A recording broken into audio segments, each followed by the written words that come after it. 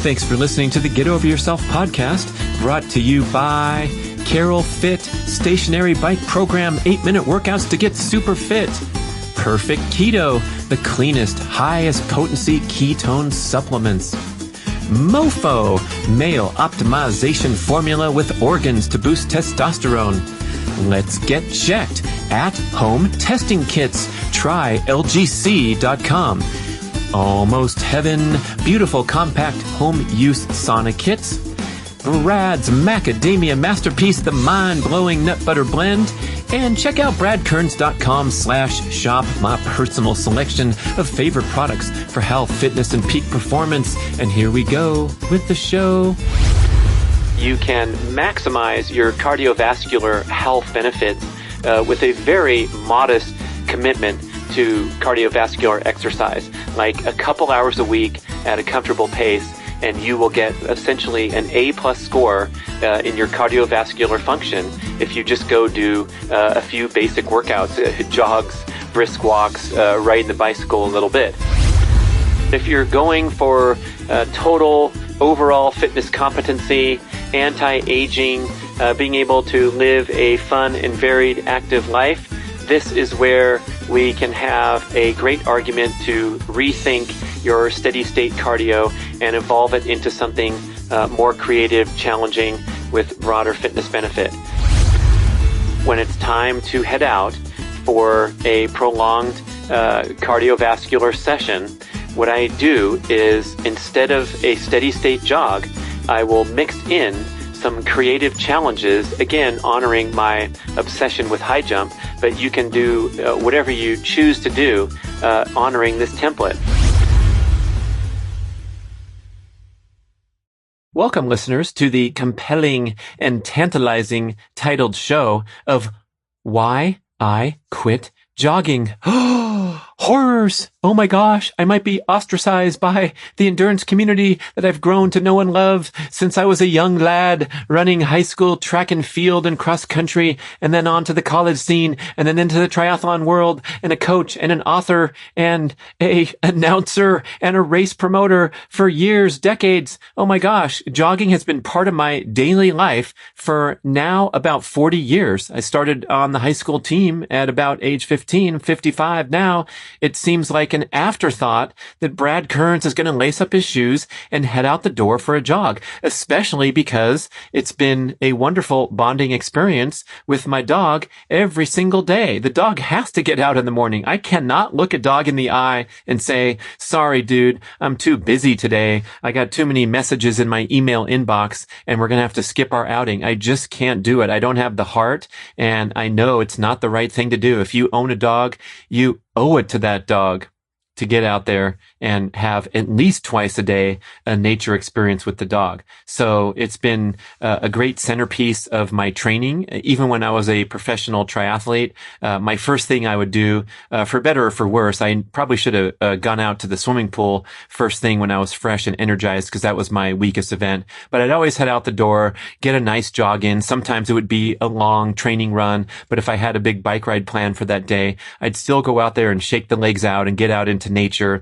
for 20 or 30 minutes in the morning. So, what happened here in 2020? I don't know, man. My brain blew up and I got this epiphany that it was time to transition my go-to fitness experience of my entire lifetime almost.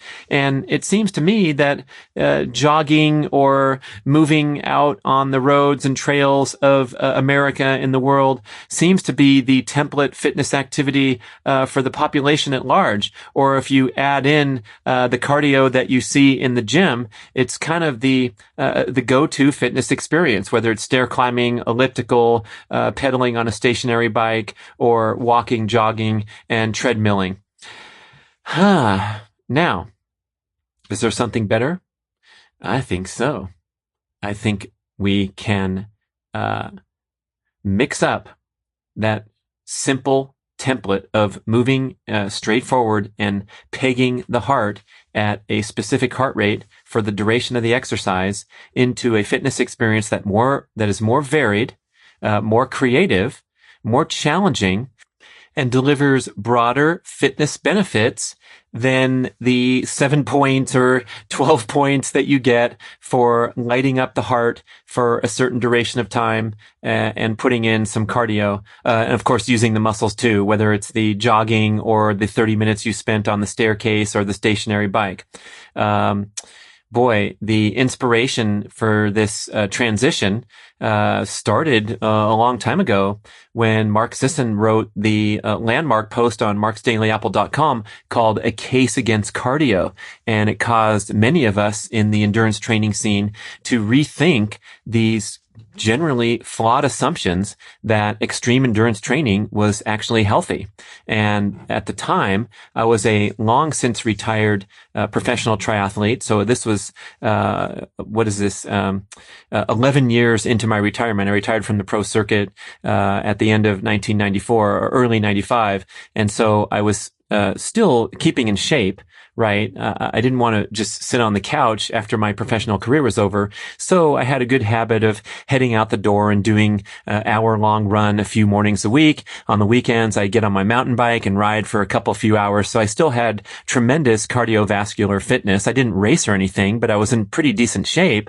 But all I did was cardio because that's all I knew for the many years before that. In fact, a strength training session, no lie, to me, I considered a strength workout to be 12 pull-ups. That was the duration of the workout. It was a pretty hard effort for me. And then I'd go about my busy day thinking that I did put in some high intensity strength training. So the article and my subsequent consultations with Mark forced me to open my eyes to a bigger perspective about what fitness really meant. And as you can hear in greater detail on the show titled Meet Brad after 200 shows, when I talk about my transition from different athletic goals, moving out of the triathlon scene and then becoming a participatory sports coach for my young kids, starting at a really young age and coaching them all the way up to the high school level.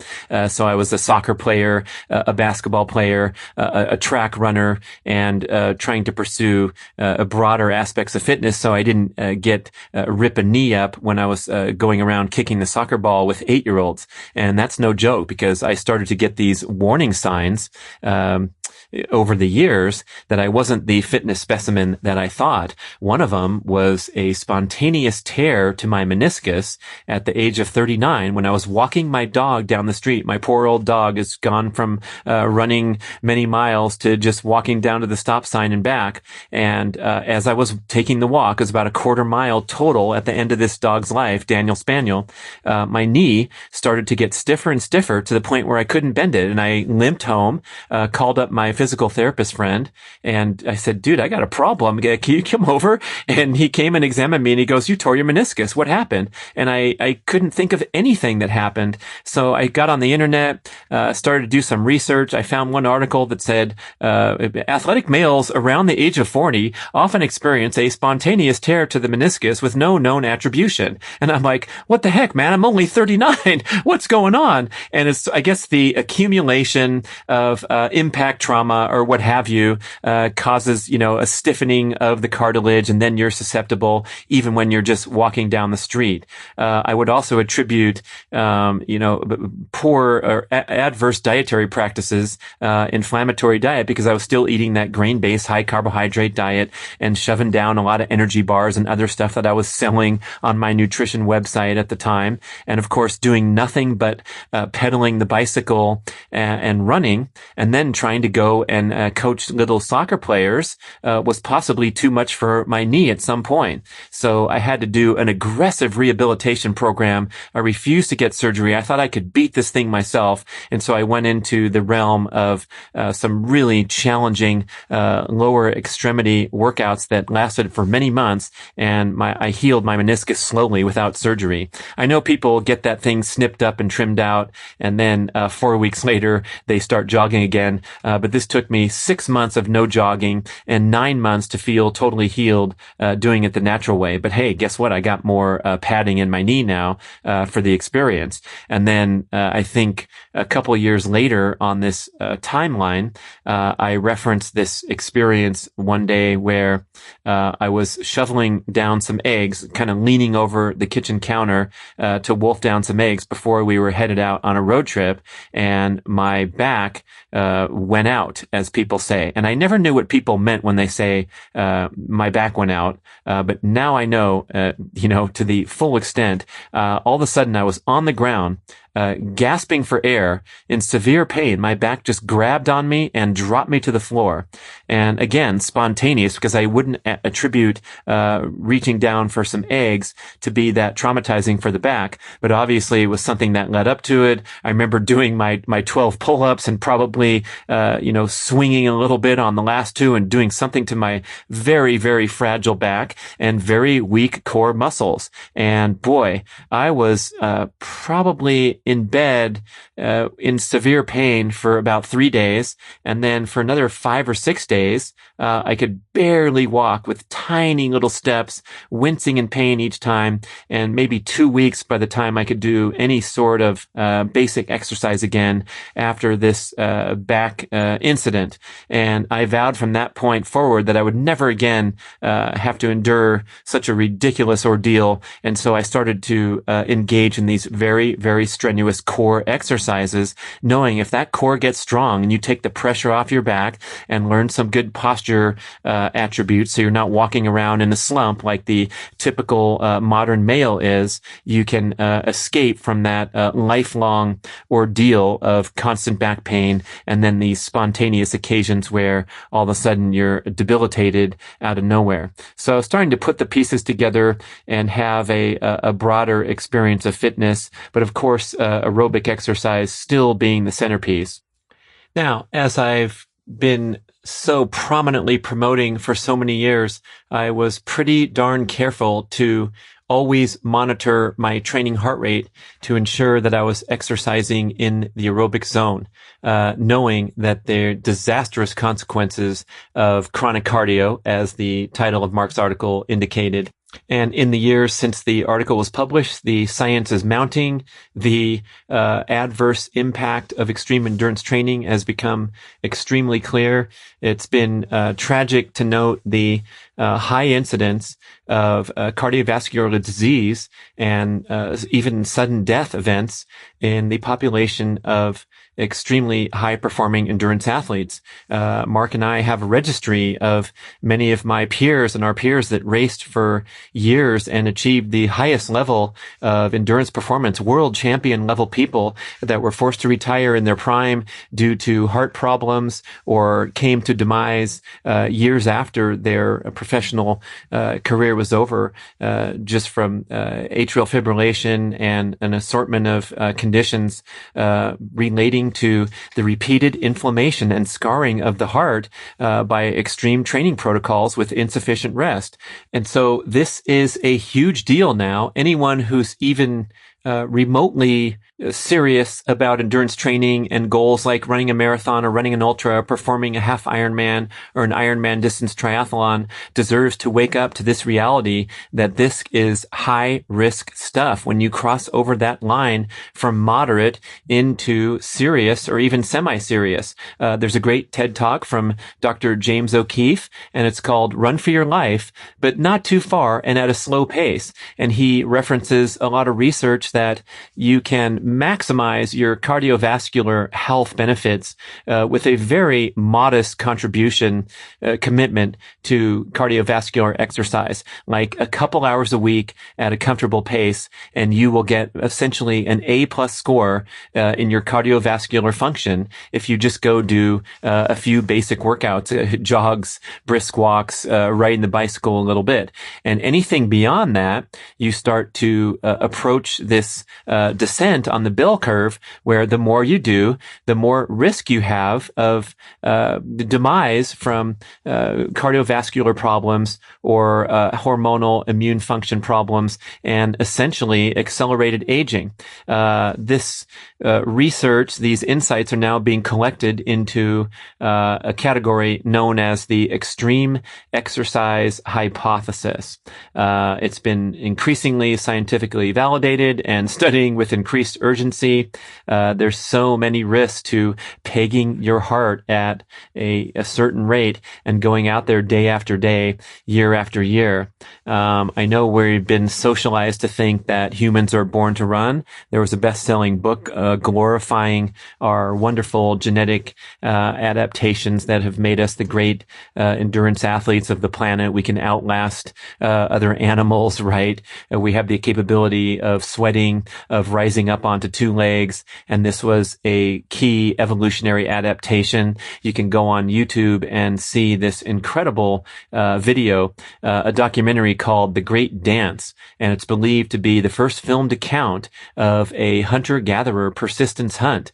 And it's these San Bushmen in the Kalahari Desert, modern-day hunter-gatherers. They got a hold of a kudu antelope and chased it across the desert in 100-degree plus temperatures for about 4 hours. And the lead hunter finally outlasted the antelope, caught up to it as it collapsed in front of his eyes from exhaustion. So he speared it, brought it back. The hunter-gatherer clan ate like kings for a while, and it was a great triumph for the human capability of endurance. And same with the book Born to Run, glorifying the ultra running scene. But I think some of these insights have been taken out of context and misinterpreted.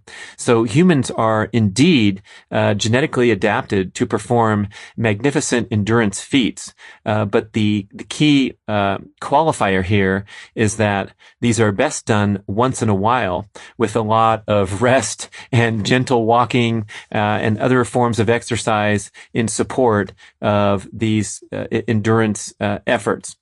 And if we instead insist on the modern day training approach of trying to keep our weekly mileage consistently high as we train and train and train in preparation for the upcoming marathon or triathlon, that's when we plunge into these chronic patterns. We have repeated inflammation and scarring of the heart with insufficient recovery afterward, and that's when we mess up with the electrical circuitry and develop conditions like atrial fibrillation, and then our hormones go to heck. Our testosterone is suppressed because cortisol antagonizes testosterone.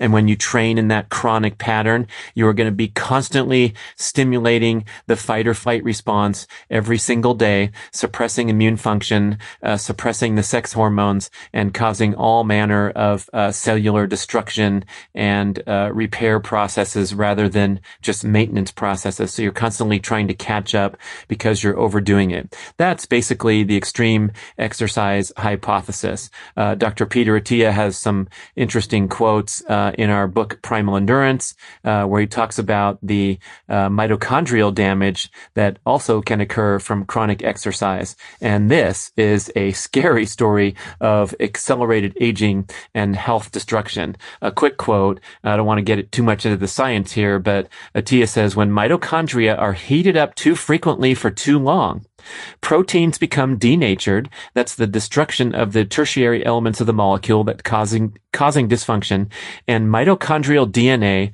leaks out of the cells. And this is a bad deal because mitochondrial DNA is perceived as a foreign agent to your body when it gets into your bloodstream.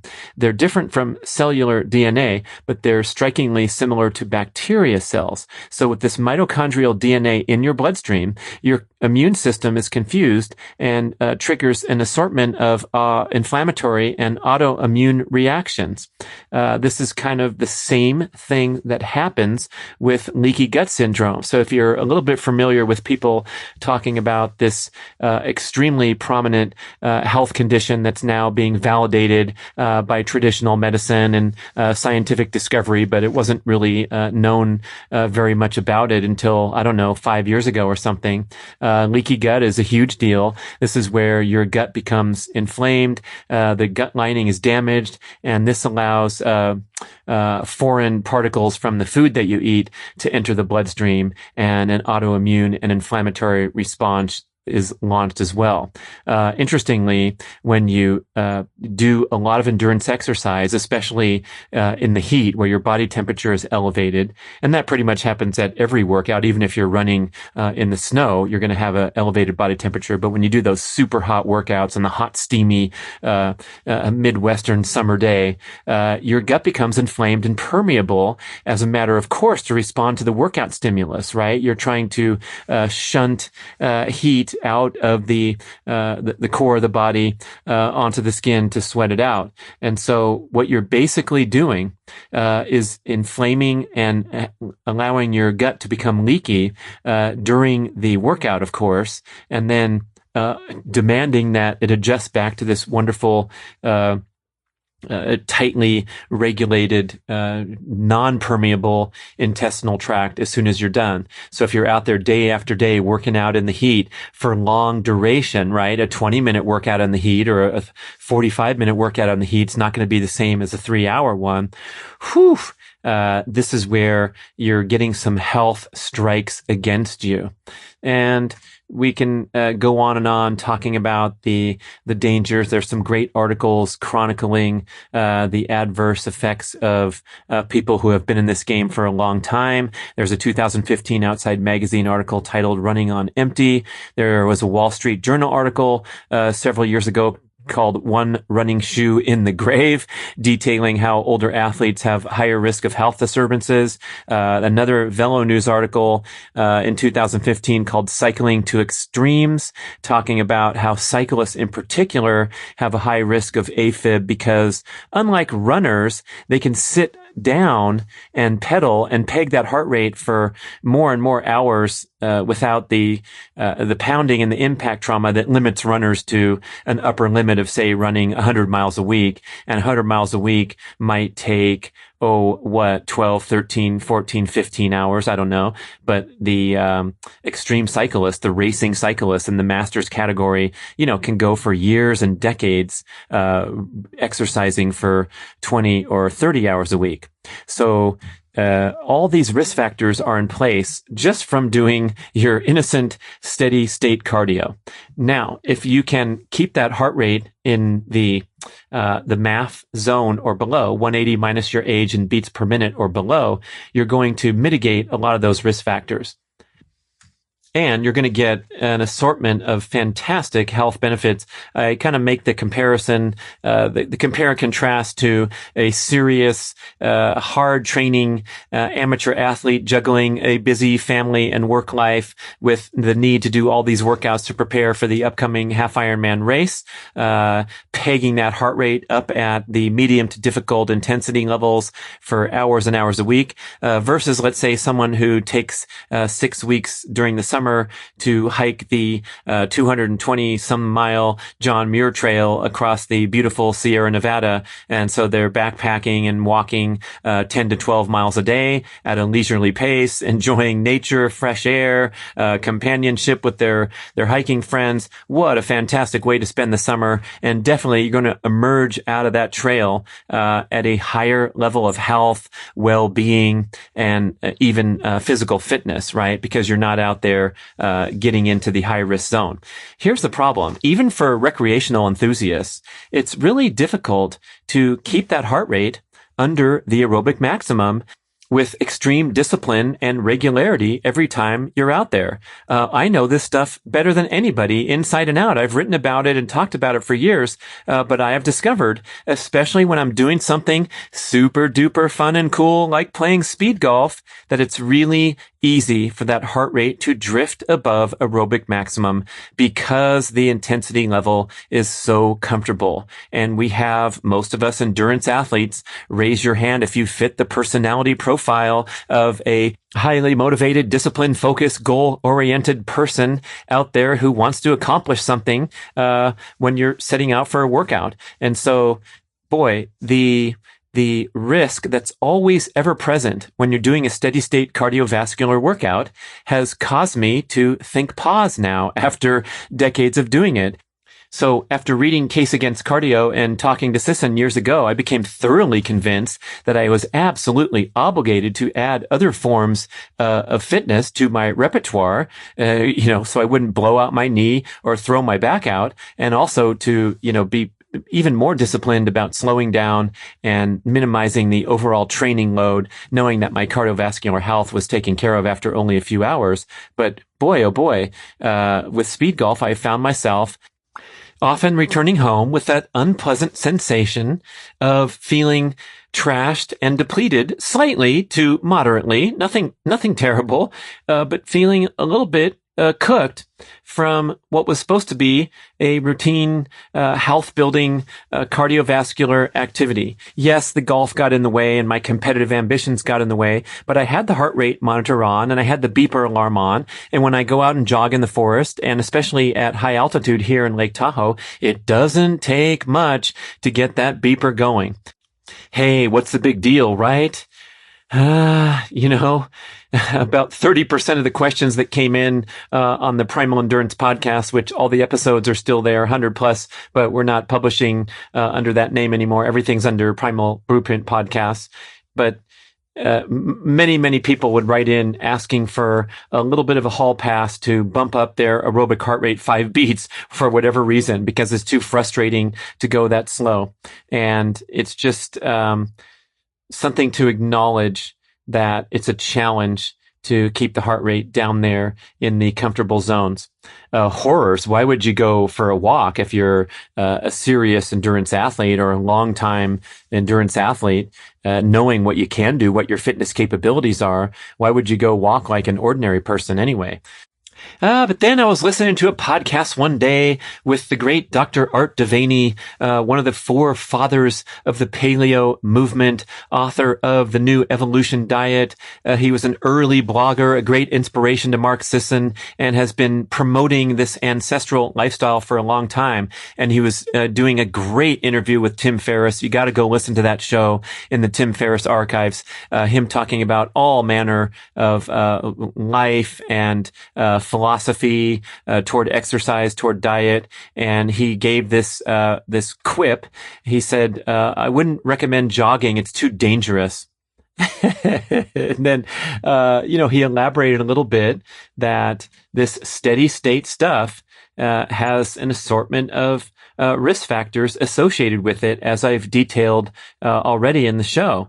And so the comment gave me pause, because even at a slower pace, some risk factors are coming into play. And furthermore, the aggregate benefits are kind of questionable, right? You can max out your cardiovascular health and disease risk protection factors with a very moderate dedication to cardiovascular exercise. What's more, you can contribute to these objectives when you're doing high intensity strength training and explosive sprinting, right? When I go do a sprint workout, maybe I'm at the track, from the time I hit the parking lot to the time I drive over to the lake to jump in and have a nice cold plunge to cool off after the workout.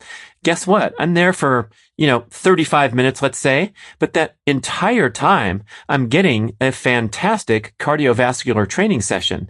It's not at all steady state. What I'm doing is going on a warm up, right? So I'm going really slow for a while, jogging, a part of a lap, and then I'm launching into my various technique drills and warm up drills that I demonstrate on my YouTube videos. And some of those can be pretty strenuous. So I might do 10 or 15 seconds of kickouts, and then I'll walk or jog really slowly for a little bit and then launch into the next drill. And the time is accumulating for the total workout duration. But then I'm walking over to the grass to do my jumping sequences. So I'm doing these short sequences of about 10 seconds duration where I'm hopping on one foot for 20 yards, and then I'm walking it off and resting for a minute. And then I'm going into my main sprint sessions. Usually it's 8 times 70 meters, or maybe I'm doing a few 200 200-meter efforts, but I'm doing a lot of recovery, walking and taking it easy in between these explosive efforts. Same with when I'm over practicing jumping at the high jump area. I'll do some 3-step approaches. I'll do some 5-step approaches, some scissor drills, some full length approaches where I'm filming them and reviewing the film. And so I'm there, but the point I'm trying to make is the whole time my heart rate is well above resting heart rate, probably double, even at the time of my greatest rest period. Let's say in between a big jump where I want to study the video for a minute or two before I go back and do anything. And so the aggregate, the sum, if you look on a graph, like a Richter scale measuring the earthquake, my heart rate's all over the place, but it's never dipping below 80 or something beats per minute, and it's going up to maximum.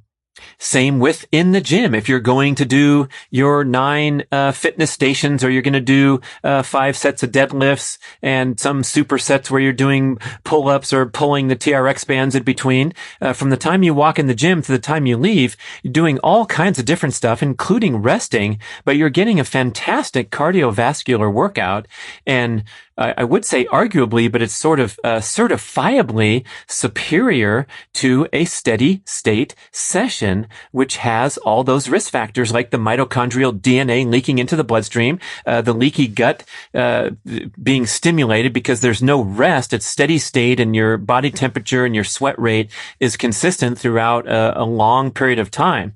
So there's no loss in cardiovascular fitness from, in my case, evolving my jogging workouts into something more interesting and creative. So I will talk about that now, but I want to note that all the workouts that I do, including all the explosive stuff, a wonderful contribution to my cardiovascular fitness. Can I excel in a marathon race and bust 3 hours because I'm good at doing 200-meter sprints and box jumps and pulling the X3 bar during my strength training sessions? Absolutely not. There is no escaping the major law of nature and the specificity of sport training. Yes, you get a cross-training effect when you're doing 3 different cardiovascular workouts like swimming, biking, and running. And yes, you get some benefits toward even your extreme endurance performance when you're getting competent at doing vertical jumps onto the box or anything else explosive like short duration sprint workouts. But without that sport specific training, oh my gosh, you won't even make it halfway through a prolonged endurance event unless you practice over and over again with workouts that simulate the competitive experience. But if you're going for total overall fitness competency, anti-aging, being able to live a fun and varied active life, this is where we can have a great argument to rethink your steady state cardio and evolve it into something more creative, challenging, with broader fitness benefit. So the first thing that I've become super fond of doing that's kind of led to this gradual transition to get to the title of the show is the increasing fascination with my morning flexibility, mobility, dynamic stretching, core strengthening routine. You can see this on YouTube. I have 2 different videos, one called Brad Kern's Morning Routine, one called Brad Kern's Dynamic Stretching Routine to Start Your Day. But this has been going on now with a daily streak that I'm so proud of for almost 4 years. I have not missed a single day of waking up and immediately hitting the deck and proceeding through a increasingly prolonged and high degree of difficulty morning routine. And I do the exact same sequence every single day. Of course, I change it and modify it over time, adding a movement, subtracting a movement, whatever. But the key here is that I'm in a mindful experience where I don't have to think or get creative or try to make up a new thing to add this particular day or that. So it's very methodical. It gives my brain a chance to wake up, get the blood flowing, get the oxygen circulating, and it's really calming and meditative in that regard because all my attention is going to the count. I have to achieve a certain count of each movement before I move to the next one.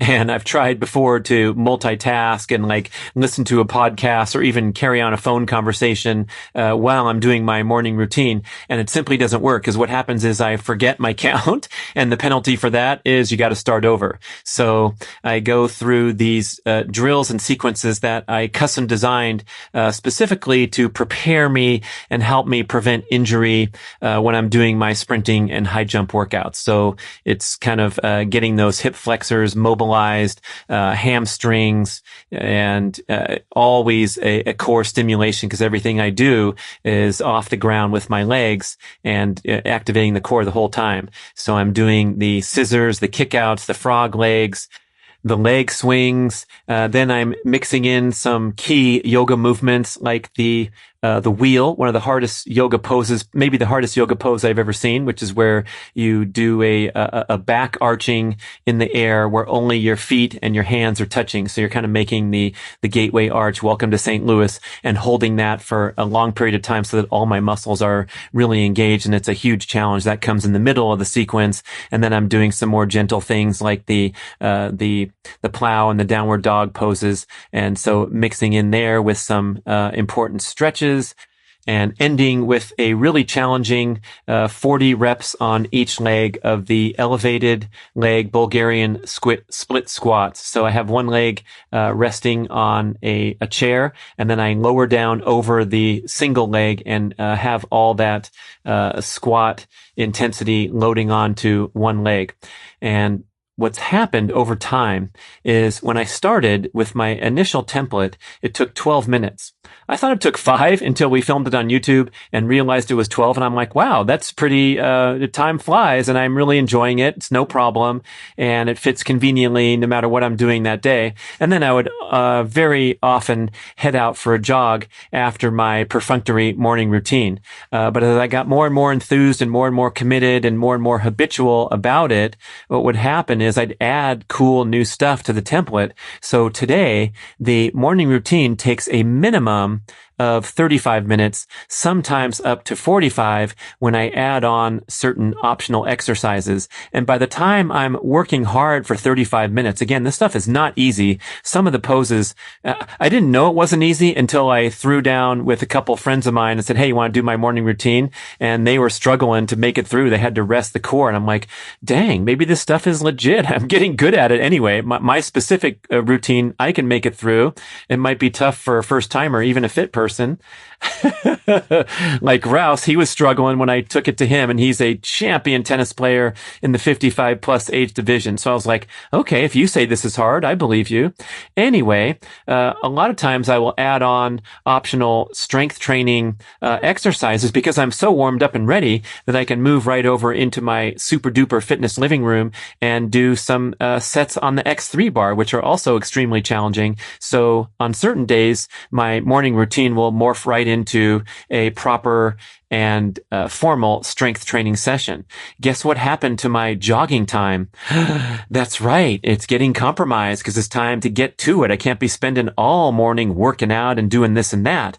So I've basically traded a very ho-hum, low fitness stimulating activity of cardiovascular, moving one leg in front of the other for half an hour to something that really is pretty badass and delivers tremendous fitness benefit for core exercise, balance. If you watch some of the sequences on YouTube, you'll see that I'm challenging all muscle groups in my body and really building up a higher platform from which to launch my high intensity jumping and sprinting workouts. Now, if I do head out the door, of course, I'm going to get the dog out. So that's just going to be a shorter outing for the dog on those days when I'm really engaged doing the strength training stuff. But when it's time to head out for a prolonged cardiovascular session, what I do is instead of a steady state jog, I will mix in some creative challenges, again, honoring my obsession with high jump, but you can do whatever you choose to do, honoring this template. And the template is that you start out jogging to warm up, right? Or brisk walking, whatever fitness level you're at. When you head out the door for a cardio session. You're going to do what you're going to do. And then I will engage with an interesting challenge in nature, a lot of times utilizing nature. So for example, I will see the granite rock that's, several minutes from my house out into the forest, and I'll jump up and down the rock 10 times. And this is a challenging, short duration explosive effort. So in the aftermath of that, I will walk to recover. And that might take a few minutes till I feel better. Maybe I'll start jogging again, and then I'll get into doing one of my preparatory drills, my running technique drills that you can see on YouTube that I do when I'm at the track preparing to sprint. Today's not going to be a sprint workout, but when I'm out there on the trails or on the streets, wherever I am, I'm going to do some hopping drills, bounding drills, things like that, maybe a 10 or 20 second sequence of something that's kind of difficult. And then again, I'll walk it off, relax, enjoy my time in nature, catch my breath. And the important aspect of this is that we don't want this to be a big, challenging, high-intensity session like I described when I'm at the track, doing a bunch of tough stuff and having that be the centerpiece of my weekly workout. No, this is just another one of those easy, used to be jogging outings. But now, because I'm walking so much and because my little challenges are so short in duration, one of the things I do is I just hold the takeoff position of the high jump or a basketballer jumping up to make a layup. So I'll get on one leg, I'll drive my opposite knee into the air and raise my arms over my head. Amazing. Try it out right now as you're listening to the show, because it's really difficult to hold this position. I do it for a count of 30. It's probably 30 seconds, maybe a little more. And that's a tough deal right there. And it works your balance, your proprioception. My foot is usually wobbling a little bit on the ground. I'm trying to quiet it and get good at balancing my body on one leg. What's so important about that? It's one of the key anti-aging attributes, is that you maintain your balance and your proprioception, your awareness of where you are and how your body works in space, so that you don't fall, which is the number one cause of injury and death in Americans over age 65. And trotting along with your shoulders hunched over like a dutiful jogger that's been doing it your whole life is great. It's better than not being able to jog 5 miles. But what I'm advocating here is to throw in some fun, different, and stimulating creative challenges to break up that steady state cardiovascular session. Again, when I'm holding this weird takeoff pose, I know I get weird looks at the park or wherever I'm doing it. I am still getting some cardiovascular stimulation. My heart rate is still high, but it's again going to be brought back down into recovery mode when I'm walking in the aftermath of these challenges, so that the overall stress impact of the workout is really low.